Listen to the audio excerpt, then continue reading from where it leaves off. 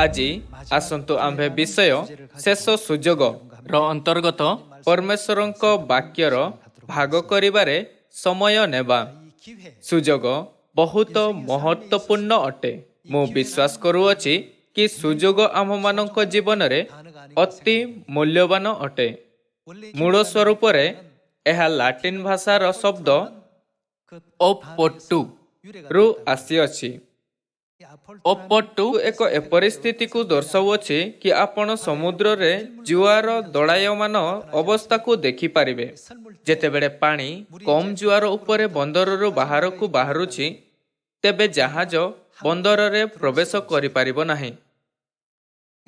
ଯେତେବେଳେ ଜୁଆର ଆସେ ଓ ବନ୍ଦର ପାଣିରେ ଭରିଯାଏ, ତେବେ ଜାହାଜ ବନ୍ଦର ଭିତରକୁ ଆସିପାରିବ ଆଉ ଘାଟିରେ ଛିଡ଼ା କରାଯାଇପାରିବ। ଯେତେବେଳେ ପାଣି ଦୂରକୁ ଚାଲିଯାଏ, ତେବେ କ୍ୟାପ୍ଟେନ ଓ ଚାଳକ ଦଳ ଜୁଆର ଭିତରକୁ ଯିବା ଆସିବାରେ ଜାହାଜକୁ ଚଢ଼ାଇବା ପାଇଁ ଷ୍ଟାଣ୍ଡ ବାଏ ର ସ୍ଥିତିରେ ହୋଇଥାନ୍ତି। ଏହି ସ୍ଥିତିକୁ ଅପୋର୍ଟୁ କୁହାଯାଏ। ଲାଟିନ ଭାଷାରେ ଏହି ଶବ୍ଦ ଅପୋର୍ଟୁ ଇଂରାଜୀ ଭାଷାରେ ଶବ୍ଦ ଅପରଚ୍ୟୁନିଟି ର ରଚନା କରିଛନ୍ତି। ଦୁନିଆରେ ଜୀବନଯାପନ ସମୟରେ ଆମ୍ଭମାନଙ୍କୁ ବହୁତ ସୁଯୋଗ ମିଳିଥାଏ। ପରମେଶ୍ୱରଙ୍କ ସହିତ ସାକ୍ଷାତ ହେବାର ସୁଯୋଗ ଓ ସ୍ୱର୍ଗ ଯିବାର ସୁଯୋଗ। ଯଦି ଆମ୍ଭମାନଙ୍କ ପାଖରେ ସର୍ବଦା ନିମନ୍ତେ ସୁଯୋଗ ରହେ, ତେବେ ଏହା ଉତ୍ତମ। କିନ୍ତୁ ଯଦି ଏହା ଶେଷ ସୁଯୋଗ, ଯାହା ଦ୍ୱିତୀୟ ଥର କଦାପି ମିଳିବ ନାହିଁ, ତେବେ ଆମ୍ଭମାନଙ୍କ ଜୀବନରେ ସୁଯୋଗର ସେହି ସମୟ କେତେ ମହତ୍ୱପୂର୍ଣ୍ଣ ସମୟ ହେବ। ପରମେଶ୍ୱରଙ୍କ ସହିତ ସାକ୍ଷାତ ଓ ପାପର କ୍ଷମା ପ୍ରାପ୍ତ କରିବାର ସୁଯୋଗ, ସ୍ୱର୍ଗ ରାଜ୍ୟରେ ଯିବାର ସୁଯୋଗ। ସଂସାରର ଲୋକମାନେ ଏହି ସୁଯୋଗକୁ ହରାଉଛନ୍ତି, କାରଣ ସେମାନେ ଅନ୍ୟ ବସ୍ତୁର ପଛରେ ଦୌଡୁଛନ୍ତି। ସେମାନେ ବାସ୍ତବରେ ଗୋଟିଏ ଭଲ ଜାଗା ଯିବାର ସୁଯୋଗରୁ ଆପଣା ମୁହଁ ବୁଲାଉଛନ୍ତି। ସେମାନଙ୍କ ପାଖରେ ନା ତ ଭାଗ୍ୟ କରିବାର ସୁଯୋଗ ବା ପୁନର୍ବାର ଭୌତିକ ପ୍ରତିଷ୍ଠା ପାଇବାର ସୁଯୋଗ ହୋଇପାରିବ, କିନ୍ତୁ ସେମାନେ ଉଦ୍ଧାର ପାଇବା, ସ୍ୱର୍ଗରେ ପ୍ରବେଶ କରିବା ଏବଂ ଅନନ୍ତ କାଳ ନିମନ୍ତେ ବଞ୍ଚିବାର ସୁଯୋଗରୁ ଫେରି ଯାଉଛନ୍ତି। କିନ୍ତୁ ସିଅନର ଆମ୍ଭମାନଙ୍କ ସଦସ୍ୟଙ୍କୁ ପରମେଶ୍ୱର ଦେଖିବା ନିମନ୍ତେ ଚକ୍ଷୁ ଓ ଶୁଣିବା ପାଇଁ କାନ ତଥା ବୁଝିବା ନିମନ୍ତେ ମନ ଦେଇଛନ୍ତି। ଏଥିପାଇଁ ଆମ୍ଭେ ଏହି ବିଷୟରେ ଗର୍ବ ଅନୁଭବ କରିବା ଦରକାର କି ଆମ୍ଭେମାନେ ଉଚିତ ବସ୍ତୁକୁ ନେବାର ସୁଯୋଗ ପାଇଅଛୁ। ଏବେ ଆମ୍ଭେ ପୁରା ଦୁନିଆରେ ଲୋକଙ୍କୁ ପ୍ରଚାର କରିବାର ମିଶନକୁ ଗୁରୁତ୍ୱ ଦେଉଅଛୁ, ଯାହାଦ୍ୱାରା ସଂସାରର ଲୋକମାନେ ସୁସମାଚାର ଶୁଣିପାରିବେ ଓ ଉଦ୍ଧାର ପ୍ରାପ୍ତ କରିପାରିବେ। ଯେଉଁମାନେ ସୁସମାଚାର ଶେଷ ସନ୍ଦେଶର ଅସ୍ୱୀକାର କରୁଛନ୍ତି, ସେମାନେ ଏବେ ଆପଣା ଜୀବନରେ ସବୁଠାରୁ ବଡ଼ ଭୁଲ କରୁଛନ୍ତି। ଯେତେବେଳେ ଦୁଷ୍ଟମାନଙ୍କ ଉପରେ ନ୍ୟାୟ କରିବାର ଦିନ ଆସିବ ଓ ଆମ୍ଭମାନଙ୍କୁ ଉଦ୍ଧାର ଦିଆଯିବ, ତେବେ ଲୋକମାନେ ଏହା କହିବା ସହିତ ନିଶ୍ଚୟ ହିଁ ଅନୁତାପ କରିବେ। ଯେତେବେଳେ ପରମେଶ୍ୱର ଉଦ୍ଧାରର ଦୌଡ଼ିକୁ ତଡ଼କୁ କରୁଥିଲେ, ତେବେ ମୁଁ କାହିଁକି ଧରିଲି ନାହିଁ? ଭାଇ ଓ ଭଉଣୀମାନେ, ଆମମାନଙ୍କ ପାଖରେ ସ୍ୱର୍ଗ ଯିବାର ସୁଯୋଗ ଅଛି, ପରମେଶ୍ୱରଙ୍କୁ ଧନ୍ୟବାଦ ଦେବାର ସୁଯୋଗ ଅଛି, ଅନୁତାପ କରିବାର ସୁଯୋଗ ଅଛି ଏବଂ ପରମେଶ୍ୱରଙ୍କ କାର୍ଯ୍ୟ ନିମନ୍ତେ ପ୍ରୟାସ କରିବାର ସୁଯୋଗ ଅଛି। ଏହି ସୁଯୋଗ ଆମ୍ଭମାନଙ୍କ ଜୀବନରେ ଆମ୍ଭମାନଙ୍କ ପାଖରେ କେବଳ ଗୋଟିଏ ଥର ହୋଇପାରେ। ଆମ୍ଭେ ଏହି କଥାକୁ ମନରେ ରଖିବା ଉଚିତ କି ଏହା ଶେଷ ସୁଯୋଗ ହୋଇପାରେ। ବହୁତ ଲୋକମାନେ ବିଶ୍ରାମ ଦିନ ବିଷୟରେ ଶୁଣିଥିଲେ, କିନ୍ତୁ ଏହା ସନ୍ଦେହ କରୁଥାଇ କି ବିଶ୍ରାମ ଦିନ ଉଚିତ ବା ଭୁଲ, ଏହାକୁ ଆପଣାଇବା ପାଇଁ ଅନିଚ୍ଛା ପ୍ରକାଶ କଲେ।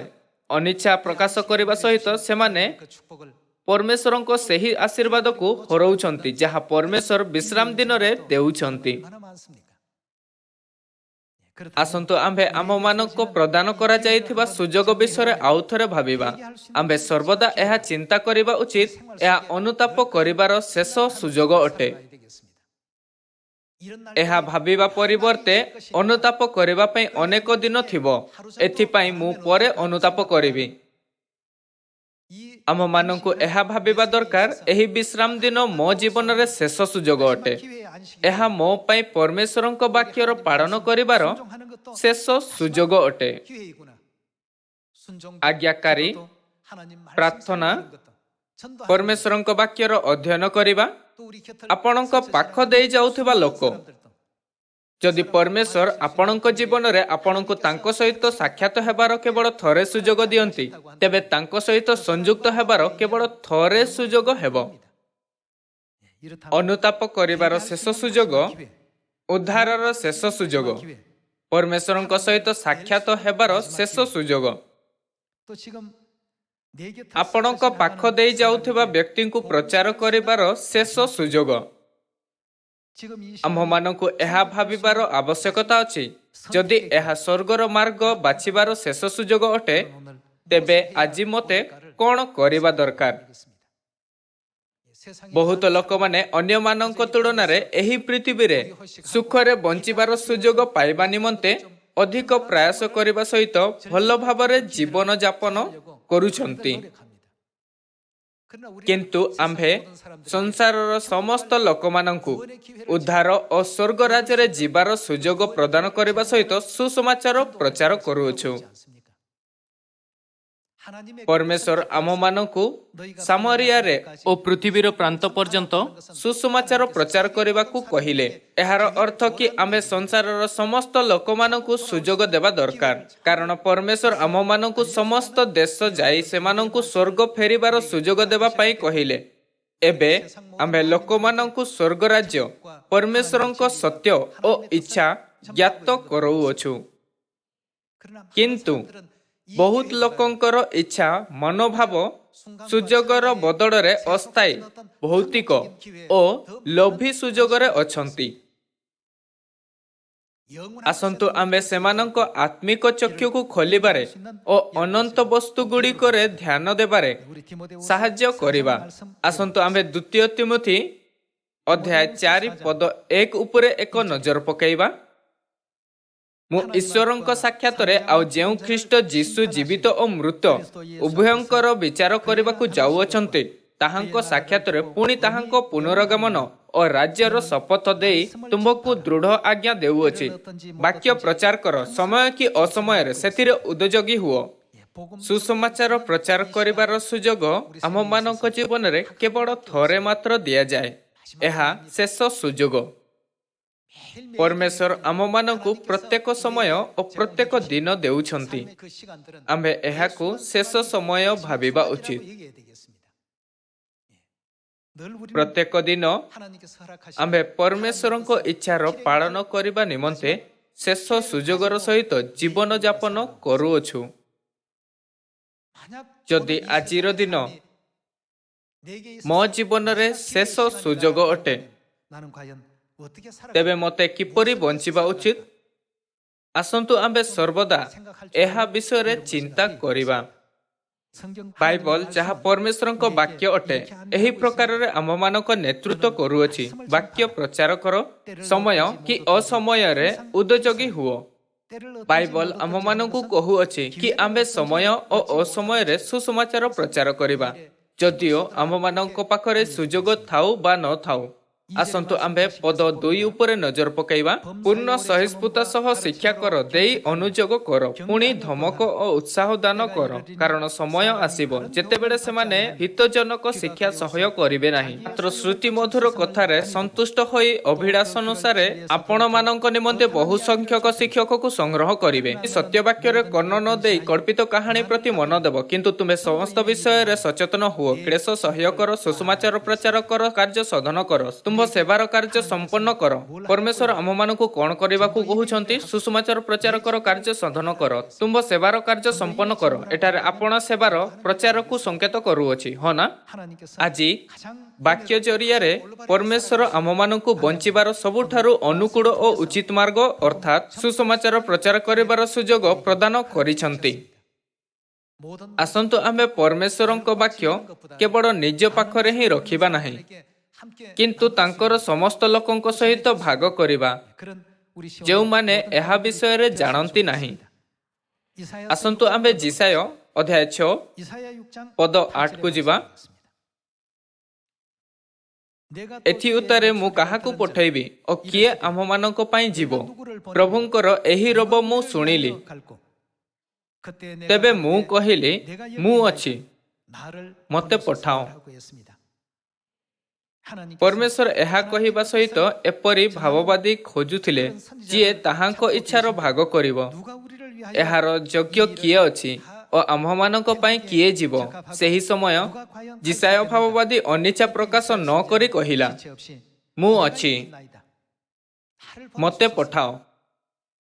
ଭାଇ ଓ ଭଉଣୀମାନେ, ପରମେଶ୍ୱର କହିଲେ କି ସମୟ ଓ ଅସମୟରେ ବାକ୍ୟର ପ୍ରଚାର କର। ସେ ଆମମାନଙ୍କୁ ପ୍ରଚାର କରିବାକୁ ଓ ତାହାଙ୍କ ଇଚ୍ଛାକୁ ପୂରା କରିବାର ସୁଯୋଗ ଦେଇଛନ୍ତି। ପରମେଶ୍ୱର ସିୟନର ସମସ୍ତ ସନ୍ତାନକୁ ସେମାନଙ୍କ ଭାବବାଦୀ ହେବାର ସମସ୍ତ ସୁଯୋଗ ଖୋଲିଛନ୍ତି ଓ ତା ସହିତ ସେ ସମସ୍ତ ମାନବ ଜାତିକୁ ମଧ୍ୟ ସୁଯୋଗ ପ୍ରାପ୍ତ କରିବାକୁ ଦେଇଛନ୍ତି। ବାଇବଲରେ ଜୋନସ୍ ନାମକ ଜଣେ ଭାବବାଦୀ ଅଛନ୍ତି। ତାଙ୍କୁ ପରମେଶ୍ୱରଙ୍କ ଆଜ୍ଞା ପାଳନ କରିବାର ଥିଲା, କିନ୍ତୁ ଯେତେବେଳେ ତାଙ୍କୁ ପରମେଶ୍ୱରଙ୍କ ବାକ୍ୟର ପ୍ରଚାର କରିବାକୁ କୁହାଗଲା, ସେ ପରମେଶ୍ୱରଙ୍କ ଇଚ୍ଛାକୁ ପୂରା ନ କରି ତାଙ୍କଠାରୁ ଦୂରେ ପଳାଇଗଲେ, କାରଣ ସେ ନିନିବିର ଲୋକମାନଙ୍କୁ ଭୟ କଲା। ପରମେଶ୍ୱର ଜୋନସକୁ ପରମେଶ୍ୱରଙ୍କ ଦ୍ୱାରା ତା ପାଇଁ ପ୍ରସ୍ତୁତ କରାଯାଇଥିବା ଆଶୀର୍ବାଦ ପ୍ରାପ୍ତ କରିବାର ସୁଯୋଗ ଓ ନିନିବିର ଲୋକମାନଙ୍କ ଅନୁତାପ ଆଡ଼କୁ ମାର୍ଗଦର୍ଶନ କରାଇବାର ସୁଯୋଗ ଦେଇଥିଲେ, କିନ୍ତୁ ଜୋନସ ଅନୁଗ୍ରହର ସୁଯୋଗକୁ ଅବହେଳା କଲା। ଯେମିତିକି ଆପଣ ଜାଣିଛନ୍ତି, ଯେତେବେଳେ ଆପଣ ଜୋନସ ଅଧ୍ୟାୟ 1 ଓ 2 ଦେଖିବେ, ଜୋନସ ମତ୍ସ୍ୟର ଭିତରେ ଦୁଃଖ ଭୋଗ କଲା। ଏହାପରେ ପରମେଶ୍ୱର ତାକୁ ତାହାର ଇଚ୍ଛା ପୂରା କରିବାର ଦ୍ୱିତୀୟ ସୁଯୋଗ ଦେଲେ। ନିନିବିକୁ ଯାଅ ଓ ଲୋକଙ୍କୁ ଅନୁତାପ କରିବାକୁ ଦିଅ। ପ୍ରଥମେ ପରମେଶ୍ୱରଙ୍କ ବାକ୍ୟର ମହାନତାର ଭୟ ରଖିବା ପରିବର୍ତ୍ତେ ନିନିବିର ଲୋକମାନଙ୍କ ଭୟ ଲାଗିବା ସକାଶୁ ଜୋନସ ପରମେଶ୍ୱରଙ୍କ ବାକ୍ୟର ଅବଜ୍ଞା କରିଥିଲେ। ନିନିବିର ଲୋକମାନଙ୍କର ଭୟ ଅନୁଭବ କରିବା ପରିବର୍ତ୍ତେ ପରମେଶ୍ୱରଙ୍କ ବାକ୍ୟର ମହାନତା ଅନୁଭବ କରିବା ପରେ ସେ ନିନିବିକୁ ଚାଲିଗଲା ଏବଂ ସେଠାରେ ବିପତ୍ତିର ଘୋଷଣା କଲା। ତେବେ 1,20,000 ଲୋକଙ୍କ ସହିତ କ'ଣ ହେଲା? ସେମାନେ ସମସ୍ତେ ଅନୁତାପ କଲେ। ଇତିହାସରେ ନିନିବି ଇସ୍ରାଏଲରେ ଅପରାଧ କଲା ଓ ଅନ୍ୟ ଜାତିର ଦେବତାମାନଙ୍କ ଉପାସନା କରିଥିଲା। ଯଦିଓ ହିଁ ସେମାନେ ପରମେଶ୍ୱରଙ୍କ ଉପରେ ବିଶ୍ୱାସ କରୁନଥିଲେ, କିନ୍ତୁ ଅନ୍ୟ ଜାତିର ଦେବତାମାନଙ୍କ ଉପାସନା କରୁଥିଲେ। ପରମେଶ୍ୱର ସେହି ଦେଶରେ ଆପଣା ଭାବବାଦୀ ପ୍ରେରଣ କଲେ। ତାହାପରେ ବହୁତ ଗୁଡ଼ିଏ ପରିବର୍ତ୍ତନ ଆସିଲା। ଜୋନସ ଭାବିଲା, ଯଦିଓ ମୁଁ ମତ୍ସ୍ୟ ପେଟରେ ମରିଯାଏ ବା ପୁନର୍ବାର ନିନିବିର ଲୋକମାନଙ୍କ ଦ୍ୱାରା ମୋର ହତ କରାଯାଏ, ମୁଁ କୌଣସି ପ୍ରକାରେ ମରିଯିବି ଏବଂ ପରମେଶ୍ୱରଙ୍କ ଇଚ୍ଛାର ନିର୍ଭୟରେ ପ୍ରଚାର କଲା। ତେବେ ତାହାର କଳ୍ପନାର ବିପରୀତ ସମ୍ପୂର୍ଣ୍ଣ ଭାବରେ କିଛି ଅଲଗା ହେଲା। ନିନିବିରେ 1,20,000 ଲୋକମାନେ ଅନୁତାପ କଲେ। ଅବିଶ୍ୱାସନୀୟ ବିଷୟ ମଧ୍ୟ ହେଲା। ନିନିବିର ରାଜା ପରମେଶ୍ୱରଙ୍କୁ ସ୍ୱୀକାର କଲା, ପରମେଶ୍ୱରଙ୍କ ସମ୍ମୁଖରେ ଅଙ୍ଗୀକାର କଲା ଏବଂ ଅଖା ଢାଙ୍କିବା ସହିତ ସେ ଆପଣା ପାପର ଅନୁତାପ କଲା। ଭାଇ ଓ ଭଉଣୀମାନେ, ଯେତେବେଳେ ଆମେ ପରମେଶ୍ୱରଙ୍କ ସନ୍ଦେଶବାହକ ରୂପରେ ପରମେଶ୍ୱରଙ୍କ ଦ୍ୱାରା ଆହ୍ୱାନ କରାଯାଉ, ଯଦି ଆମେ ବାହାର ପରିସ୍ଥିତି ଦ୍ୱାରା ଡରିଯିବା, ତେବେ ଗୋଟିଏ କାର୍ଯ୍ୟ ମଧ୍ୟ ପୂରା ହେବ ନାହିଁ। ପରମେଶ୍ୱର ନିନିବିରେ 1,20,000 ଲୋକଙ୍କୁ ଅନୁତାପ କରାଇବା ନିମନ୍ତେ ଆରମ୍ଭରୁ ହିଁ ସବୁକିଛି ପ୍ରସ୍ତୁତି କରିଥିଲେ ଓ ତେବେ ଜୋନସକୁ ପ୍ରେରଣ କଲେ। କିନ୍ତୁ ଜୋନସ ପରମେଶ୍ୱରଙ୍କ ମହାନ ଯୋଜନା ନ ବୁଝି କେବଳ ନିନିବିର ବାହାର ପରିସ୍ଥିତି ଉପରେ ଧ୍ୟାନ ଦେଲା। ଏଥିପାଇଁ ସେ ଭୟଭୀତ ହେଲା। ସେ ଭାବିଲା, ଯଦିଓ ସେ ସେହି ଲୋକମାନଙ୍କୁ ପ୍ରଚାର କରେ, ସେମାନେ ଏହା କହିବା ସହିତ ମୁହଁ ମୋଡ଼ିବେ, ପରମେଶ୍ୱର କିଏ? କାରଣ ସେହି ଲୋକମାନେ ଅନ୍ୟ ଦେବତାମାନଙ୍କର ଉପାସନା କରୁଥିବା ଲୋକ ଅଟନ୍ତି। ଏଥିପାଇଁ ଜୋନସ ଅନ୍ୟ ସହର ଆଡ଼କୁ ଦୌଡ଼ିବାର ଚେଷ୍ଟା କରିଥିଲା। କିନ୍ତୁ ଯେଉଁ ଜାହାଜ ଉପରେ ଜୋନସ ଚଢ଼ିଥିଲା, ସେଥିରେ ଏକ ପ୍ରଚଣ୍ଡ ତୋଫାନ ଆସିଲା ଓ ଜାହାଜ ଭାଙ୍ଗିବା ଉପରେ ଥିଲା। ଶେଷରେ ଜୋନସଙ୍କୁ ସମୁଦ୍ରରେ ଫିଙ୍ଗି ଦିଆଗଲା ଏବଂ ତାଙ୍କୁ 3 ଦିନ ଓ 3 ରାତ୍ର ପର୍ଯ୍ୟନ୍ତ ମସ୍ତର ପେଟରେ ରଖାଗଲା। ମତ୍ସ୍ୟ ଭିତରେ ସେ ବହୁତ ଗୁଡ଼ିଏ ବିଷୟରେ ଚିନ୍ତା କଲା। ସେ ଆପଣା ପାପର ଅନୁତାପ କଲା। ଯଦିଓ ତାହା ପରମେଶ୍ୱରଙ୍କ ଦ୍ୱାରା ଦିଆଯାଇଥିବା ସୁଯୋଗ ଥିଲା, ସ୍ୱୟଂ ଜୁନୋସ ତାହାର ଅସ୍ୱୀକାର କଲା, ହଁ ନା? ତଥାପି ପରମେଶ୍ୱର ତାଙ୍କୁ ଆଉ ଥରେ ସୁଯୋଗ ଦେଲେ, ଯାହାଦ୍ୱାରା ସେ ପରମେଶ୍ୱରଙ୍କ ସନ୍ଦେଶବାହକ ଭାବରେ ରକ୍ଷା କରାଯାଇପାରିବ। ପରମେଶ୍ୱର ଜୋନସକୁ ପ୍ରେରଣ କଲେ। ପରମେଶ୍ୱର 1,20,000 ଲୋକଙ୍କୁ ଅନୁତାପ କରିବାର ପରିଣାମ ପ୍ରସ୍ତୁତ କରିସାରିଥିଲେ। ଯଦିଓ ତାହା ଜୋନସଙ୍କ ଦ୍ୱାରା ନ ହୋଇଥାନ୍ତା, ଅନ୍ୟ କୌଣସି ବ୍ୟକ୍ତିଙ୍କ ଦ୍ୱାରା ଲୋକମାନେ ଅନୁତାପ କରିଥାନ୍ତେ। ଯଦିଓ ପରମେଶ୍ୱର ଜୋନସକୁ ଅନୁଗ୍ରହ ଦେବା ପାଇଁ ସୁଯୋଗ ଦେଲେ, ତଥାପି ସେ ତାହାର କଳ୍ପନା ମଧ୍ୟ କରିନଥିବେ। ଜୁନୋସଙ୍କ ପୁସ୍ତକ ଅଧ୍ୟାୟ 3 ଦ୍ୱାରା ଆଜି ଆସନ୍ତୁ ଆମ୍ଭେ ଦେଖିବା କି କେମିତି ଜୁନୋସ ଅନୁତାପ କରି ଫେରିଆସିଲେ ଏବଂ ଆମ୍ଭେ ଅନ୍ତିମ ସୁସମାଚାରର କାର୍ଯ୍ୟରେ ପରମେଶ୍ୱରଙ୍କ ଦ୍ୱାରା ଦିଆଯାଇଥିବା ସୁଯୋଗ ହରାଉଥିବା ମୂର୍ଖ ବ୍ୟକ୍ତି ପରି ନ ହେବା ଉଚିତ। ଆସନ୍ତୁ ଆମ୍ଭେ ଜୁନୋସ ଅଧ୍ୟାୟ 3 ପଦ 1 ଉପରେ ଏକ ନଜର ପକାଇବା। ଅନନ୍ତର ଦ୍ୱିତୀୟ ଥର ସଦାପ୍ରଭୁଙ୍କର ଏହି ବାକ୍ୟ ଜୁନୋସଙ୍କ ନିକଟକୁ ଉପସ୍ଥିତ ହେଲା। ଉଠ, ନିନିବି ମହାନଗରକୁ ଯାଅ, ପୁଣି ଯାହା ଘୋଷଣା କରିବା ପାଇଁ ତୁମ୍ଭକୁ ଆଜ୍ଞା କରୁ ତାହା ସେହି ନଗର ଉଦ୍ଦେଶ୍ୟରେ ପ୍ରଚାର କର। ତହିଁରେ ଜୁନୋସ ଉଠି ସଦାପ୍ରଭୁଙ୍କ ବାକ୍ୟ ଅନୁସାରେ ନିନିବିକୁ ଗଲେ। ନିନିବି 3 ଦିନ ଯାତ୍ରାର ପଥ। ପୁଣି ଜୁନୋସ ନଗରରେ ପ୍ରବେଶ କରିବାର ଆରମ୍ଭ କରି 1 ଦିନର ପଥ ଯାଇ ଉଚ୍ଚ ସ୍ୱରରେ ଘୋଷଣା କରି କହିଲା, ଯଥା ଆଉ 40 ଦିନ ଗତ ହେଲେ ନିନିବି ଉତ୍ପାଟିତ ହେବ। ତହିଁରେ ନିନିବିର ଲୋକମାନେ ପରମେଶ୍ୱରଙ୍କ ଠାରେ ବିଶ୍ୱାସ କଲେ ଓ ଉପବାସ ଘୋଷଣା କରି ବଡ଼ଠାରୁ ସାନ ପର୍ଯ୍ୟନ୍ତ ସମସ୍ତେ ଚଟବସ୍ତ୍ର ପିନ୍ଧିଲେ। ନିନିବି ଅସୁରର ରାଜଧାନୀ ଥିଲା। ଇତିହାସରେ ଅସୁରୀୟମାନେ ଇସ୍ରାଏଲମାନଙ୍କୁ କଠୋରତାପୂର୍ବକ କଷ୍ଟ ଦେଇ ସେମାନଙ୍କ ଉପରେ ଅତ୍ୟାଚାର କରିଥିଲେ। ନିଶ୍ଚୟ ହିଁ ଲୋକମାନେ ପରମେଶ୍ୱରଙ୍କ ଉପରେ ନୁହେଁ, କିନ୍ତୁ ଅନ୍ୟ ଦେବତାଙ୍କ ଉପରେ ବିଶ୍ୱାସ କଲେ। ସେମାନେ ଅନ୍ୟ ଜାତି ଥିଲେ। ଲୋକମାନେ ପରମେଶ୍ୱରଙ୍କ ସେହି ସନ୍ଦେଶ ଶୁଣିଲେ, ଯାହା ନିନିବିରେ ପ୍ରଚାର କରାଯାଉଥିଲା।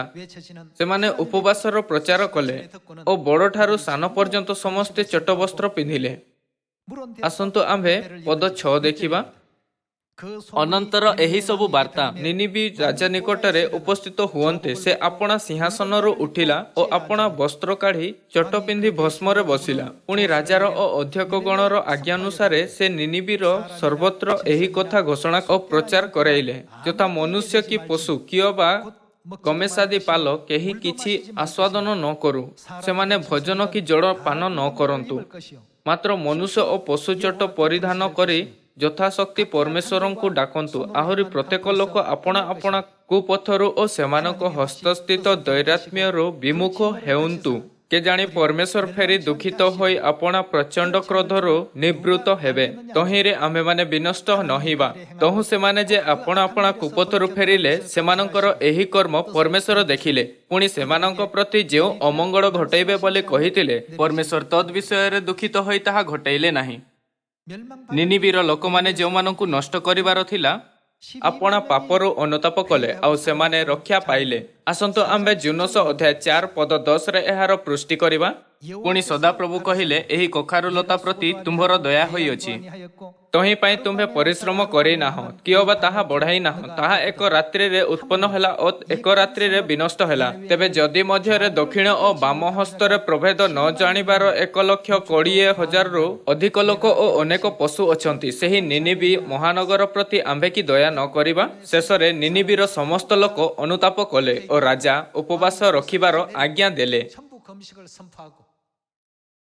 ଏହାଦ୍ୱାରା ନିନିବି, ଯାହାକୁ ବିନାଶ ନିମନ୍ତେ ନିଯୁକ୍ତ କରାଯାଇଥିଲା, ଜୁନୋସଙ୍କ ଏହି ଚିତ୍କାର ଶୁଣି କି ପରମେଶ୍ୱର ନିନିବିକୁ ନଷ୍ଟ କରିଦେବେ, ପରମେଶ୍ୱରଙ୍କ ଅସ୍ତିତ୍ୱକୁ ଅନୁଭବ କଲେ।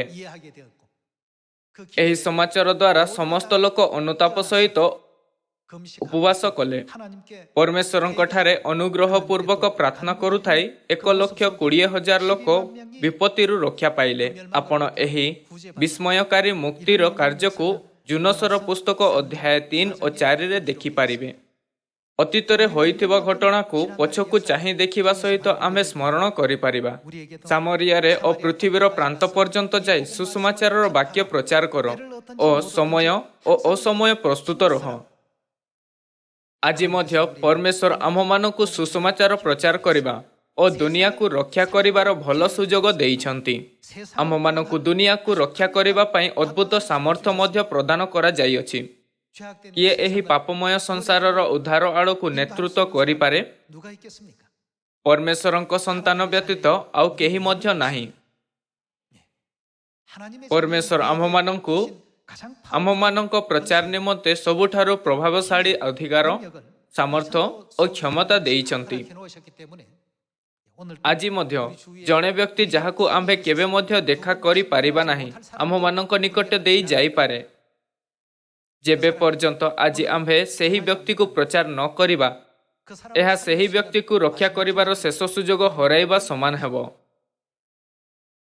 ଆସନ୍ତୁ ଆମ୍ଭେ ଜୁନସଙ୍କ ପରି ନିଜର ବିଚାରର ସାହାଯ୍ୟ ନ ନେଇ କିନ୍ତୁ ପରମେଶ୍ୱରଙ୍କ ଇଚ୍ଛା ପାଳନ କରିବାର ସଂକଳ୍ପ ସହିତ ବିଶ୍ୱାସରେ ଦୃଢ଼ ରହିବା। ପିତା ସର୍ବଦା ଆମମାନଙ୍କୁ କହିଲେ, ଯଦି ତୁମ୍ଭେ ମାତାଙ୍କ ଶୁଣିବ, ତେବେ ଶୋଇବା ସମୟରେ ମଧ୍ୟ ତୁମ୍ଭକୁ ଚାଉଳର କେକ୍ ମିଳିବ। ଯେତେବେଳେ ଆମ୍ଭେ ବାକ୍ୟକୁ ପାଳନ କଲୁ, ଆମ୍ଭକୁ ଅପ୍ରତ୍ୟାଶିତ ପରିଣାମ ପ୍ରାପ୍ତ ହେଲା। ଆମ୍ଭକୁ ଜଣେ, 2 ଜଣ ବା ଏହାଠାରୁ ଅଧିକ ବ୍ୟକ୍ତିଙ୍କୁ ରକ୍ଷା କରିବାର ବିଷୟକୁ ମହତ୍ୱପୂର୍ଣ୍ଣ ବୁଝିବା ଉଚିତ।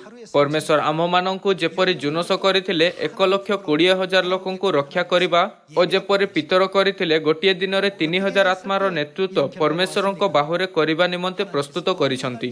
ସେମାନଙ୍କୁ ମହାନ ପରିଣାମ ଏଥିପାଇଁ ପ୍ରାପ୍ତ ହେଲା କାରଣ ଯେତେବେଳେ ପରମେଶ୍ୱର ସେମାନଙ୍କୁ ସୁସମାଚାର ପ୍ରଚାର କରିବାର ଭଲ ସୁଯୋଗ ଦେଲେ, ତେବେ ସେମାନେ ପରମେଶ୍ୱରଙ୍କ ବାକ୍ୟ ପାଳନ କଲେ।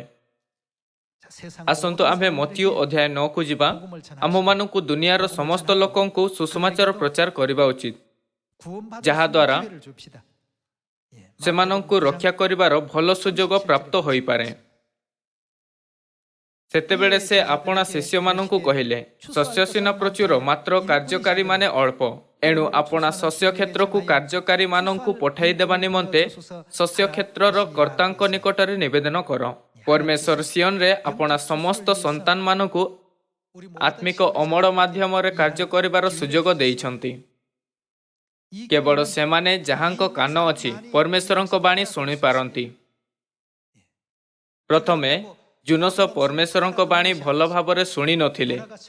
ଯେତେବେଳେ ପରମେଶ୍ୱର ତାକୁ ତାହାଙ୍କ ଆଜ୍ଞା ଦ୍ୱିତୀୟ ଥର ଦେଲେ, ସେ ତାହାକୁ ପରମେଶ୍ୱରଙ୍କ ଦ୍ୱାରା କଥିତ ବାକ୍ୟକୁ ଭଲ ଭାବରେ ଶୁଣିଲେ ଓ ତାହାକୁ ଅମଳରେ ନେଇ ଆସିଲେ। ଭାଇ ଓ ଭଉଣୀମାନେ, ପରମେଶ୍ୱର ଆମ୍ଭମାନଙ୍କୁ ମଧ୍ୟ ସାମାରିଆରେ ଓ ପୃଥିବୀର ପ୍ରାନ୍ତ ପର୍ଯ୍ୟନ୍ତ ଯାଇ ସଂସାରର ସମସ୍ତ ଲୋକଙ୍କୁ ପ୍ରଚାର କରିବାର ମହାନ କାର୍ଯ୍ୟ ଦେଇଛନ୍ତି, ଯାହାଦ୍ୱାରା ସେମାନେ ପଶ୍ଚାତାପ କରିବାର ଉତ୍ତମ ସୁଯୋଗ ପ୍ରାପ୍ତ କରିପାରିବେ। ଆଜି ମଧ୍ୟ ଆମ୍ଭେ ଏଠାରେ ସେଠାରେ ଲୋକମାନଙ୍କ ନିମନ୍ତେ ଉତ୍ତମ କାର୍ଯ୍ୟ କରିଥାଉ ଆଉ ସେହି କାର୍ଯ୍ୟ ନିମନ୍ତେ ପ୍ରାର୍ଥନା କରୁଅଛୁ। ଆମ୍ଭମାନଙ୍କୁ ଲଗାତାର ଜୀବନଦାୟକ ସନ୍ଦେଶ ଅର୍ଥାତ୍ ସ୍ୱର୍ଗୀୟ ପିତା ଓ ମାତାଙ୍କ ସୁସମାଚାର ଏବଂ ଅନନ୍ତ ଜୀବନ ନିମନ୍ତେ ନିସ୍ତାର ପର୍ବର ସତ୍ୟର ପ୍ରଚାର କରିବା ଜାରି ରଖିଥାଉ, ଯାହାଦ୍ୱାରା ସେମାନଙ୍କ ନିମନ୍ତେ ସ୍ୱର୍ଗର ମାର୍ଗ ଖୋଲିପାରିବ। ପ୍ରଚାର କରିବା ଲୋକଙ୍କୁ ସ୍ୱର୍ଗରେ ପ୍ରବେଶ କରିବା ଦେବାର ସୁଯୋଗ ପ୍ରଦାନ କରିବାର ଅଛି, ହଁ ନା?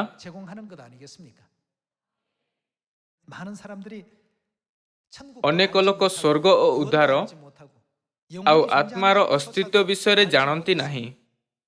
ଏଥିପାଇଁ ସେମାନେ ଜୀବନର କାରଣ ନ ଜାଣି କି ସେମାନଙ୍କୁ ଏହି ପୃଥିବୀରେ କାହିଁକି ବଞ୍ଚିବା ଉଚିତ ଆଉ କାହିଁକି ଭଜନ କରିବାର ଆବଶ୍ୟକତା ଅଛି, ବିନା କୌଣସି ଉଦ୍ଦେଶ୍ୟରେ ଜୀବନ ବିତାଉଛନ୍ତି। ଆସନ୍ତୁ ଆମ୍ଭେ ସେମାନଙ୍କୁ ଜଣାଇବା କି ଆମ୍ଭମାନଙ୍କ ଘର ସ୍ୱର୍ଗ। ଏବ୍ରୀ ଅଧ୍ୟାୟ 11 କହିଥାଏ, ଯେଉଁ ଦେଶରୁ ସେମାନେ ବାହାରି ଆସିଥିଲେ, ଯଦି ତାହାର ସ୍ମରଣ କରିଥାନ୍ତେ, ତେବେ ସେମାନଙ୍କୁ ବାହୁଡ଼ି ଯିବାର କ'ଣ ସୁଯୋଗ ଥିଲା? ସୁସମାଚାର ଶୁଣିବା ସମୟରେ ଯଦି ସେମାନେ ଚିନ୍ତା କରନ୍ତି, ମୁଁ ମଧ୍ୟ ସତରେ ସ୍ୱର୍ଗ ଯିବାକୁ ଇଚ୍ଛା କରେ, ତେବେ ତାହା ଦେଖାଇଥାଏ କି ସେମାନଙ୍କୁ ବାହୁଡ଼ି ଯିବାର ସୁଯୋଗ ପ୍ରଦାନ କରାଯାଇଅଛି। ଆସନ୍ତୁ ଆମ୍ଭେ ଏବ୍ରୀ ଅଧ୍ୟାୟ 11 ପଦ 13 ସହିତ ଜାରି ରଖିବା। ଏ ସମସ୍ତେ ବିଶ୍ୱାସରେ ପରିତ୍ୟାଗ କଲେ, ସେମାନେ ପ୍ରତିଜ୍ଞାତ ଫଳ ପ୍ରାପ୍ତ ହେଲେ ନାହିଁ, ମାତ୍ର ଦୂରରୁ ତାହା ଦେଖି ଅଭିନନ୍ଦନ କଲେ ଏବଂ ପୃଥିବୀରେ ଆପଣମାନଙ୍କୁ ବିଦେଶୀ ଓ ପ୍ରବାସୀ ବୋଲି ସ୍ୱୀକାର କଲେ। କାରଣ ଯେଉଁମାନେ ଏହିପରି କଥା କହନ୍ତି ସେମାନେ ଯେ ନିଜର ଗୋଟିଏ ଦେଶ ଅନ୍ୱେଷଣ କରୁଅଛନ୍ତି ଏହା ପ୍ରକାଶ କରନ୍ତି। ପୁଣି ଯେଉଁ ଦେଶରୁ ସେମାନେ ବାହାରି ଆସିଥିଲେ ଯଦି ପ୍ରକୃତରେ ସେହି ଦେଶକୁ ସ୍ମରଣ କରିଥାନ୍ତେ ତେବେ ସେମାନଙ୍କର ବାହୁଡ଼ି ଯିବାକୁ ସୁଯୋଗ ହୋଇଥାନ୍ତା। କିନ୍ତୁ ସେମାନେ ଗୋଟିଏ ଉତ୍କୃଷ୍ଟ ଅର୍ଥାତ୍ କ'ଣ ସ୍ୱର୍ଗୀୟ ଦେଶର ଆକାଂକ୍ଷା କରୁଥିଲେ। ସ୍ୱର୍ଗୀୟ ଦେଶ ଆମମାନଙ୍କ ଅନନ୍ତ ସ୍ୱର୍ଗୀୟ ଘରକୁ ସଂକେତ କରିଥାଏ। ପରମେଶ୍ୱର ଆମମାନଙ୍କୁ ସେଠାରେ ବାହୁଡ଼ି ଯିବାର ସୁଯୋଗ ଦିଅନ୍ତି। ଏହି ପୃଥିବୀରେ ଲୋକମାନଙ୍କୁ ସ୍ୱର୍ଗ ଆଡ଼କୁ ନେତୃତ୍ୱ କରିବାର ସାମର୍ଥ୍ୟ କାହା ଉପରେ ଅଛି? ପରମେଶ୍ୱର ଆମମାନଙ୍କୁ ଏପରି ସାମର୍ଥ୍ୟ ଦେଇଛନ୍ତି। ସେ ଆମମାନଙ୍କୁ ଏହି କାର୍ଯ୍ୟକୁ ସମ୍ପୂର୍ଣ୍ଣ ଭାବରେ କରିବାକୁ କହିଲେ। ଲୁକ ଅଧ୍ୟାୟ 19ରେ 10 ମୋହର ଦୃଷ୍ଟାନ୍ତରେ ଯୀଶୁ ତାଙ୍କୁ କ'ଣ କହିଲେ? ଯିଏ 10 ଆଉ ମୋହର ପ୍ରାପ୍ତ କରିଥିଲା ତାଙ୍କୁ କହିଲେ 10 ନଗରରେ ଅଧିକାର ରଖ। ହଁ ନା? ସେ ତାଙ୍କୁ କ'ଣ କହିଲେ? ଯିଏ 5 ଆଉ ମୋହର ପ୍ରାପ୍ତ କରିଥିଲା ତାଙ୍କୁ କହିଲେ ତୁମେ ମଧ୍ୟ 5 ନଗର ଉପରେ ଅଧିକାରୀ ହୋଇଯାଅ। କେତେ ଖୁସି ହେବେ ସେ ସମସ୍ତ ଫଳ ଯାହାଙ୍କ ଜନ୍ମ ଏହି ପୃଥିବୀରେ ହେଲା ଯେତେବେଳେ ସେମାନେ ସ୍ୱର୍ଗ ବାହୁଡ଼ି ଯିବେ। ସେମାନେ କହିବେ ଯଦି ଆପଣ ପରମେଶ୍ୱରଙ୍କ କାର୍ଯ୍ୟକୁ ସମ୍ପୂର୍ଣ୍ଣ କରିନଥାନ୍ତେ ତେବେ ଆମ୍ଭେ ତାହା ହୋଇନଥାନ୍ତୁ ଯାହା ଆଜି ଆମ୍ଭେ ଅଛୁ। ଆପଣଙ୍କ ବହୁତ ବହୁତ ଧନ୍ୟବାଦ। ଆପଣ ମୋର ଯିଏ ମରିବାର ନିଯୁକ୍ତ ଥିଲା ଉଦ୍ଧାର ଆଡ଼କୁ ନେତୃତ୍ୱ କରିଛନ୍ତି, ଯାହା ପିତା ଓ ମାତା ଖୋଲିଛନ୍ତି। ମୋର କ'ଣ ହୋଇଥାନ୍ତା ଯଦି ଆପଣ ମୋତେ ପ୍ରଚାର କରିବାକୁ ଆସିନଥାନ୍ତେ? ଆପଣଙ୍କ ଧନ୍ୟବାଦ। ଆପଣଙ୍କ ମଧ୍ୟରୁ କାହାକୁ 10 ଓ କାହାକୁ 5, କାହାକୁ 100 ଓ କାହାକୁ 1000 ନଗର ଦିଆଯିବ। ହଁ ନା? ଏହା କିଛି ଏପରି ନୁହେଁ ଯାହା କେବଳ ଦୃଷ୍ଟାନ୍ତରେ ଦେଖାଯାଏ। କ'ଣ ପରମେଶ୍ୱର ଦୃଷ୍ଟାନ୍ତରେ ଏପରି କିଛି କହିଛନ୍ତି ଯାହା ଅସତ୍ୟ ଓ କାଳ୍ପନିକ ଅଟେ? ଏହା ପ୍ରକଟ କରିବା ପାଇଁ କି ଏପରି ନିଶ୍ଚିତ ହିଁ ହେବ। ପରମେଶ୍ୱର ସ୍ୱର୍ଗର ବସ୍ତୁଗୁଡ଼ିକୁ ସେହି ସ୍ତର ପର୍ଯ୍ୟନ୍ତ ବୁଝାଇଲେ ଯାହା ବୁଝିବାରେ ସରଳ ଅଟେ। ଆସନ୍ତୁ ଆମ୍ଭେ ଲୁକ ଅଧ୍ୟାୟ 19 ଦେଖିବା। ଏହି ପୃଥିବୀରେ ବଞ୍ଚିଥିବା ପ୍ରତ୍ୟେକଙ୍କୁ ପଶ୍ଚାତାପ କରିବା ଓ ରକ୍ଷା ପାଇବାର ଶେଷ ସୁଯୋଗ ଦିଆଯାଇଅଛି। ଯେତେବେଳେ କେହି ଆପଣଙ୍କ ପାଖରୁ ଅତିବାହିତ କରୁଥାଏ ତେବେ ଏହା ତାହାର ଜୀବନରେ ଆପଣଙ୍କଠାରେ ଦେଖା କରିବାର ଶେଷ ସୁଯୋଗ ହୋଇପାରେ। ଏପରି ଅନେକ ଲୋକ ଅଛନ୍ତି ଯେଉଁମାନଙ୍କୁ ଆମ୍ଭେ ପୁଣି କେବେ ଦେଖିପାରିବା ନାହିଁ। ଆସନ୍ତୁ ଆମ୍ଭେ ଆଉ ଥରେ ଚିନ୍ତା କରିବା କି କାହିଁକି ପରମେଶ୍ୱର ଆମ୍ଭମାନଙ୍କୁ ସମୟ ଓ ଅସମୟରେ ସୁସମାଚାର ପ୍ରଚାର କରିବାକୁ କହୁଛନ୍ତି। ଲୁକ ଅଧ୍ୟାୟ 19 ପଦ 11। ଲୋକମାନେ ଏହା କଥା ସବୁ ଶୁଣିବା ସମୟରେ ସେ ଆହୁରି ଗୋଟିଏ ଦୃଷ୍ଟାନ୍ତ କହିଲେ, କାରଣ ସେ ଜେରୁସଲେମର ନିକଟବର୍ତ୍ତୀ ହୋଇଥିଲେ ଓ ଈଶ୍ୱରଙ୍କ ରାଜ୍ୟ ଅତି ଶୀଘ୍ର ପ୍ରକାଶ ପାଇବ ବୋଲି ସେମାନେ ମନେ କରୁଥିଲେ। ଏଣୁ ସେ କହିଲେ, ଜଣେ କୁଳୀନ ବ୍ୟକ୍ତି ଆପଣ ନିମନ୍ତେ ରାଜପଦ ପ୍ରାପ୍ତ ହୋଇ ବାହୁଡ଼ି ଆସିବା ସକାଶେ ଦୂର ଦେଶକୁ ଯାତ୍ରା କଲେ। ସେ ଆପଣାର 10 ଜଣ ଦାସକୁ ଡାକି ସେମାନଙ୍କୁ 10 ଗୋଟି ମୋହର ଦେଇ କହିଲେ, ମୋର ଆସିବା ପର୍ଯ୍ୟନ୍ତ ବେପାର କର। କିନ୍ତୁ ତାଙ୍କ ଦେଶବାସୀମାନେ ତାଙ୍କୁ ଘୃଣା କରୁଥିଲେ ଆଉ ସେମାନେ ତାଙ୍କ ପଛରେ ଦୂତ ପଠାଇ କହିଲେ, ଏ ଲୋକ ଯେ ଆମମାନଙ୍କ ଉପରେ ରାଜତ୍ୱ କରିବ ଏହା ଆମମାନଙ୍କର ଇଚ୍ଛା ନୁହେଁ। ପରେ ସେ ରାଜପଦ ପ୍ରାପ୍ତ ହୋଇ ବାହୁଡ଼ି ଆସି ଯେଉଁ ଦାସମାନଙ୍କୁ ଧନ ଦେଇଥିଲେ ସେମାନଙ୍କ ଉପରେ ବେପାର କରି କିଏ କେତେ ଲାଭ କରିଅଛି ତାହା ଜାଣିବା ନିମନ୍ତେ ସେମାନଙ୍କୁ ଆପଣା ନିକଟକୁ ଡାକି ଆଣିବା ପାଇଁ ଆଜ୍ଞା ଦେଲେ। ସେଥିରେ ପ୍ରଥମ ଜଣକ ଆସି କହିଲା, ପ୍ରଭୁ ଆପଣଙ୍କ ମୋହର ଆଉ 10ଟି ମୋହର ଲାଭ କରିଅଛି। ସେ ତାହାକୁ କହିଲେ, ବେଶ୍ ଉତ୍ତମ ଦାସ, ତୁମ୍ଭେ ଅତି ଅଳ୍ପ ବିଷୟରେ ବିଶ୍ୱସ୍ତ ହୋଇଥିବାରୁ 10 ଗୋଟି ନଗର ଉପରେ ଅଧିକାର ପ୍ରାପ୍ତ ହୁଅ। ପୁଣି ଦ୍ୱିତୀୟ ଜଣ ଆସି କହିଲା, ପ୍ରଭୁ ଆପଣଙ୍କ ମୋହର 5ଟି ମୋହର ଲାଭ କରିଅଛି। ସେ ତାହାକୁ ମଧ୍ୟ କହିଲେ, ତୁମ୍ଭେ ସୁଦ୍ଧା 5 ଗୋଟି ନଗର ଉପରେ ଅଧିକାରୀ ପ୍ରାପ୍ତ ହୁଅ। ଆଉ ଜଣେ ଆସି କହିଲେ, ପ୍ରଭୁ ଦେଖନ୍ତୁ ଏହି ଆପଣଙ୍କର ମୋହର। ମୁଁ ଏହା ଗାମୁଛାରେ ବାନ୍ଧି ରଖି ଦେଇଥିଲି, କାରଣ ମୁଁ ଆପଣଙ୍କୁ ଭୟ କଲି, ଯେଣୁ ଆପଣ ଜଣେ କଠୋର ଲୋକ। ଯାହା ରଖିନଥାନ୍ତି ତାହା ଉଠାଇ ନିଅନ୍ତି, ପୁଣି ଯାହା ବୁଣି ନଥାନ୍ତି ତାହା କାଟନ୍ତି। ସେ ତାହାକୁ କହିଲେ, ରେ ଦୁଷ୍ଟ ଦାସ, ତୋର ମୋହର କଥାରେ ତୋର ବିଚାର କରିବି। ମୁଁ ଜଣେ କଠୋର ଲୋକ, ଯାହା ରଖିନଥାଏ ତାହା ଉଠାଇ ନିଏ, ପୁଣି ଯାହା ବୁଣି ନଥାଏ ତାହା କାଟେ। ଏହା କ'ଣ ଜାଣିଥିଲୁ? ତେବେ ବ୍ୟାଙ୍କରେ କାହିଁକି ମୋହର ଧନ ରଖିଲୁ ନାହିଁ? ତାହାହେଲେ ମୁଁ ଆସି ସୁଧ ସହିତ ତାହା ଆଦାୟ କରିଥାନ୍ତି। ପୁଣି ସେ ପାଖରେ ଠିଆ ହୋଇଥିବା ଲୋକମାନଙ୍କୁ କହିଲେ, ଏହାଠାରୁ ଏହି ମୋହର ଘେନିଯାଇ ଯାହାର 10 ମୋହର ଅଛି ତାହାକୁ ଦିଅ। ସେଥିରେ ସେମାନେ ତାଙ୍କୁ କହିଲେ, ପ୍ରଭୁ ତାହାର ତ 10 ମୋହର ଅଛି। ମୁଁ ତୁମ୍ଭମାନଙ୍କୁ କହୁଅଛି, ଯେକୌଣସି ଲୋକର ଅଛି ତାହାକୁ ଦିଆଯିବ, କିନ୍ତୁ ଯାହାର ନାହିଁ ତାହା ପାଖରେ ଯାହା ଅଛି ତାହା ହିଁ ତାହାଠାରୁ ନିଆଯିବ। ଯୀଶୁ କେବଳ ଆମ୍ଭମାନଙ୍କୁ ମୁହରର ଦୃଷ୍ଟାନ୍ତ ହିଁ ଦେଲେ ନାହିଁ, କିନ୍ତୁ ସେ ଆମ୍ଭମାନଙ୍କୁ ସଂସାରକୁ ଲାଭ ହେବାର ମିଶନ ଦେବାକୁ ଚାହୁଁଥିଲେ। ପରମେଶ୍ୱର ସମସ୍ତ ଅଧିକାର, ସାମର୍ଥ୍ୟ ଓ ମହିମା ଦେଇଛନ୍ତି। ସେ କହିଲେ, ସ୍ୱର୍ଗ ଓ ପୃଥିବୀର ସମସ୍ତ ଅଧିକାର ମୋତେ ଦତ୍ତ ଅଛି। ଏହାର ଅର୍ଥ, ମୁଁ ତୁମ୍ଭକୁ ସମସ୍ତ ଅଧିକାର ଦେଇଅଛି, ଏଥିପାଇଁ ତୁମ୍ଭେ ଏହା ନିଅ ଓ ଯାଅ, ସମସ୍ତ ଲୋକଙ୍କୁ ଉଦ୍ଧାର ପ୍ରାପ୍ତ କରିବାର ସୁଯୋଗ ଦିଅ। ଯଦି ସରଳ ଶବ୍ଦରେ କୁହାଯାଏ, ତେବେ ପରମେଶ୍ୱର ଆମ୍ଭମାନଙ୍କୁ ସ୍ୱର୍ଗ ରାଜ୍ୟର ଚାବିକାଠି ଦେଇଛନ୍ତି। କିନ୍ତୁ ଯଦି ଆମ୍ଭମାନଙ୍କ ପାଖରେ ଚାବିକାଠି ଅଛି, କିନ୍ତୁ ଆମ୍ଭେ କବାଟ ନ ଖୋଲୁ, ତେବେ ଏହାର ଆମ୍ଭମାନଙ୍କ ବଡ଼ କର୍ତ୍ତବ୍ୟ ହେବ। ସେହି ବ୍ୟକ୍ତି ଯିଏ ଗୋଟିଏ ମୋହର ପ୍ରାପ୍ତ କଲା, ସେ ଅଟେ ଯାହା ପାଖରେ ସ୍ୱର୍ଗ ରାଜ୍ୟର ଚାବିକାଠି ଅଛି, କିନ୍ତୁ ଯେଉଁମାନେ ପ୍ରବେଶ କରିବାକୁ ଚାହାନ୍ତି ସେମାନଙ୍କ ନିମନ୍ତେ ଦ୍ୱାର ଖୋଲିଲା ନାହିଁ। ଏପରି ଅନେକ ଲୋକ ଅଛନ୍ତି ଯେଉଁମାନେ ସ୍ୱର୍ଗ ଯିବାକୁ ଇଚ୍ଛା କରନ୍ତି। ଆସନ୍ତୁ ଆମ୍ଭେ ସେମାନଙ୍କୁ ପ୍ରବେଶ କରିବାର ଏକ ସୁଯୋଗ ଦେବା। ଏହା ସେମାନଙ୍କ ନିମନ୍ତେ ଶେଷ ସୁଯୋଗ ହୋଇପାରେ, ବା ପୁଣି ଆମ୍ଭମାନଙ୍କ ନିମନ୍ତେ ଏପରି ଲୋକଙ୍କ ରୂପରେ ଯାହାଙ୍କ ପାଖରେ ସ୍ୱର୍ଗର ଚାବିକାଠି ଅଛି, ସେମାନଙ୍କ ନିମନ୍ତେ କବାଟ ଖୋଲିଦେବାର ଶେଷ ସୁଯୋଗ ହୋଇପାରେ। ମୁଁ ଆଶା କରୁଅଛି କି ଆମ୍ଭେ ସେମାନଙ୍କ ସମାନ, ଯିଏ ଦୃଷ୍ଟାନ୍ତରେ 10 ବା 5 ମୋହର ପ୍ରାପ୍ତ କରିପାରିଲେ, ଅନେକ ଲୋକଙ୍କୁ ଭଲ ସୁଯୋଗ ପ୍ରଦାନ କରିବା। ଆପଣଙ୍କୁ ଅଧିକ ପ୍ରାର୍ଥନା କରିବା ଉଚିତ ଓ ସେହି ମିଶନକୁ ବୁଝାଇବା ଦରକାର ଯାହା ଆଜି ଆମ୍ଭମାନଙ୍କ ପାଖରେ ଅଛି। ଆମ୍ଭକୁ ଜୁନସଙ୍କ ସମାନ ନ ହେବା ଉଚିତ, ଯିଏ ପଳେଇଗଲା କାରଣ ତାକୁ ଡର ଥିଲା। କିନ୍ତୁ ଆମ୍ଭମାନଙ୍କୁ ସେହି ଜୁନସଙ୍କ ସମାନ ହେବା ଉଚିତ, ଯିଏ 1,20,000 ଲୋକଙ୍କ ନିମନ୍ତେ ସ୍ୱର୍ଗର ଦ୍ୱାର ଖୋଲିଲା।